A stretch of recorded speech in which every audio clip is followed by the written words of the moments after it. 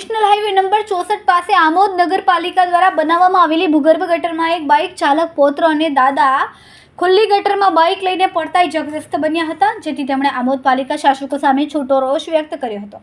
આમોદ પાસેથી પસાર થતા નેશનલ હાઈવે નંબર 64 ઉપર ભૂગર્ભ ગટર લાઇન રિપેરિંગ કરવા માટે આમોદ નગરપાલિકા દ્વારા લાઇન ખોદવામાં આવી હતી, જે લાઇન ઘણા સમયથી રિપેરિંગ કરી દેવામાં આવી હતી, પરંતુ ગટર પૂરવાની પાલિકાએ તસદી ન લેતા તેનો ભોગ સામાન્ય લોકોએ બનવાનો વારો આવ્યો છે।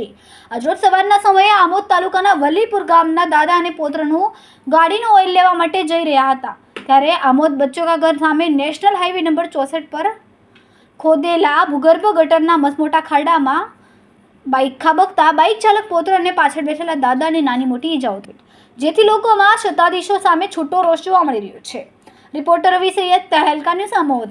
મારું નામ પિન્ટુ છે, હું વડીપોરનો છે। હું આ ઓઇલ લેવા આવ્યો હતો, આજે મારી ગાડી ખાધા પછી મને ને મારા દાદાને વાગી। ખાડરો કઈ આવેલો છે? ખાધો બચ્ચોકા ઘર પાસે આવેલો। મારું ગામ વડીપોર, મારું નામ ભાષણભાઈ મગનભાઈ છે। હું જંબુસર જતો હતો ઓઇલ લેવા, અને અમે દુકાનેથી અમે આવતા હતા, તે બાઇક આવી આ રસ્તામાં અંદર ખાડો છે રસ્તામાં, અને બાઇક આવવાથી અમારી ગાડી ખાડામાં ઉતરી ગઈ। તમને કોઈ વાગેલું છે ખરું? વાગ્યું છે, થોડુંક હાથમાં વાગ્યું છે અને છાતીમાં થોડુંક વાગેલું છે।